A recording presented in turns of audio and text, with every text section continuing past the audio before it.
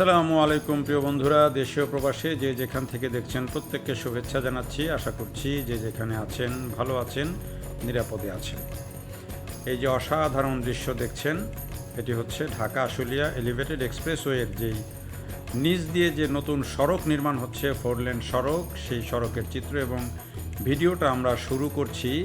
কামারপাড়ায় যে দুটি র্যাম্প ওঠানামা করছে, সেই দুটি র্যাম্প নির্মাণ হচ্ছে, সেই র্যাম্পের গোড়া থেকে আমরা আশুলিয়ার দিকে যাচ্ছি এবং যেতে যেতে আমরা এই ভিডিওতে আপনাদেরকে দেখাবো এখন যে উত্তর দিকের, এটি উত্তর দক্ষিণ, তো এটি উত্তর দিকের যে লেনটি, অর্থাৎ যাওয়ার সময় ডানে, আসার সময় হাতের বামে যেই লেনটি তৈরি হচ্ছে নদীর পাড় দিয়ে, সেই 4 লেনের যে সড়ক, সেই সড়কের এক পাশের যে নির্মাণ কাজ এখন চলছে, সেই কাজের চিত্র। এবং এই কাজটি যেতে যেতে আপনাদেরকে একেবারে আমরা দেখাবো কামারপাড়া থেকে একেবারে আশুলিয়ার যে ধৌর পর্যন্ত সেই অংশে যেই কাজটি, সেই কাজটি দেখাবো।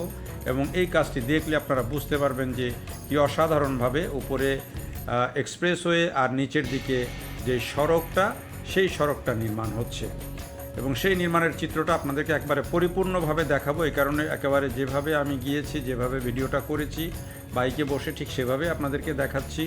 এবং এটি যখন এখানে তো মাঝে মাঝে নির্মাণের যেই কাজ এখনও তো যেহেতু পুরোপুরি ছাড়েনি, ছেড়ে দিলে আবার গাড়ি ঘোড়া চলতে শুরু করবে, এই জন্য মাঝে মাঝে ব্যারিয়ার দিয়ে রাখা হয়েছে।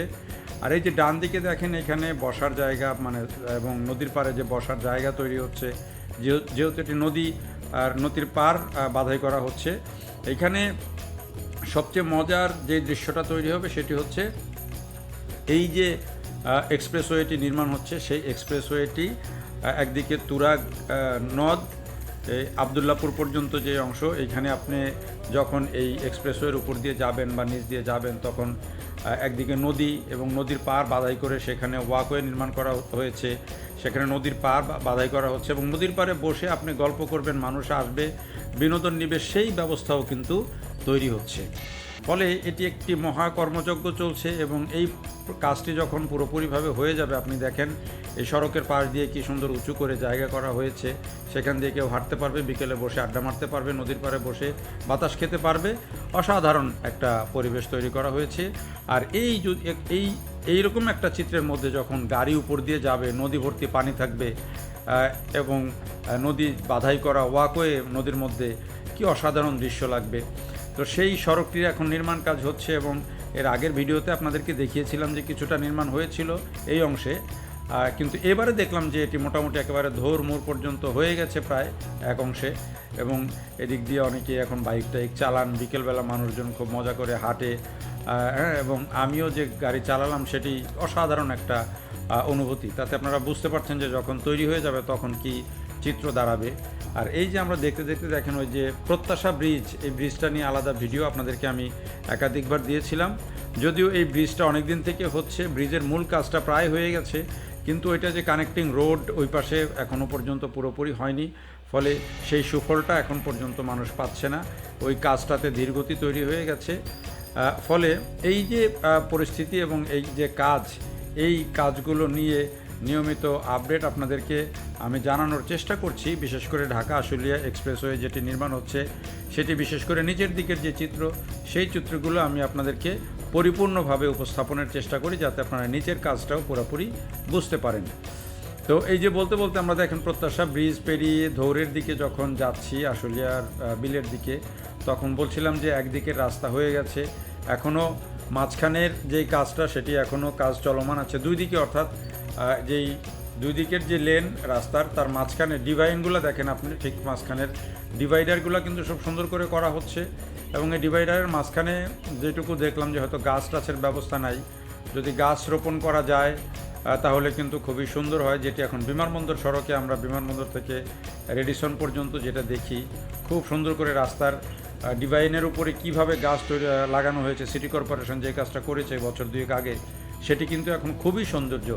এবং এই যে আমি বলেছিলাম যে একাধিক ভিডিওতে বলেছিলাম মেট্রো রেলের যে ডিভাইন সেখানে, এবং এই যে এক্সপ্রেসওয়ের যে ডিভাইন, এর মাঝখানে যদি সুন্দর করে একটি বিশেষ ধরনের গাছ রোপণ করা যায়, যেগুলো বাইরের দিকে ছড়িয়ে পড়ে না, ঝাঁকড়া হয়ে উপরের দিকে উঠে যায় এবং এগুলো ছেটে রাখা যায়, সেই ধরনের গাছ কিন্তু এই সড়কের সৌন্দর্য আরও অনেক বাড়িয়ে দিতে পারে। এই যে দেখেন মাঝখানে ডিভাইনের কাজ চলছে, এদিক দিয়ে সড়কের ঢালাইয়ের কাজ চলছে এবং এখন কিন্তু কাজ বেশ দ্রুততার সাথেই চলছে। তো সব মিলিয়ে এই যে সড়কটা তৈরি হচ্ছে, সেই সড়কটা দুই দিকে যখন হয়ে যাবে তখন আমি বলছি যে এটি কিন্তু এই সড়কও তখন কিন্তু মানুষ দেখতে আসবেন আবার। এবং এই উপরের যখন এক্সপ্রেসওয়ে চালু হবে তখন এর সৌন্দর্য, বিশেষ করে তুরাগ নদের সৌন্দর্য, আশুলিয়া বিলের তখনকার যে সৌন্দর্য, সেগুলো দেখার জন্য হলেও মানুষ কিন্তু এই এক্সপ্রেসওয়ে দিয়ে ভ্রমণ করবে। এটি আমি আপনাদেরকে বলে রাখছি, আজকে আপনারা মনে রাখবেন। দেখবেন যে ওই সময় মানুষজন শুধু এই মাওয়া এক্সপ্রেসওয়ে যখন হয়েছে তখন যেমন মানুষ অনেকে বেড়াতে গিয়েছে, ঠিক এখানেও কিন্তু মানুষ বেড়াতে আসবে বর্ষাকালে, যখন আশুলিয়ার বিল পানিতে পূর্ণ থাকবে, যখন তুরাগ নদীতে পানি থাকবে এবং এই সড়কটা যখন দুই দিকেই হয়ে যাবে। এখন তো একদিকে হচ্ছে, সেটাই এত সুন্দর লাগছে। যখন দুই দিকে হয়ে যাবে তখন এটি কিন্তু আরও অনেক বেশি সৌন্দর্যমণ্ডিত হবে। এবং এর পরে যে আশুলিয়ার পরে যেই সড়ক, আশুলিয়া বাজারের পরে, সেটিও মোটামুটি হয়ে যাচ্ছে, বিভিন্ন পয়েন্টে ভাগ করে কাজটা হচ্ছে।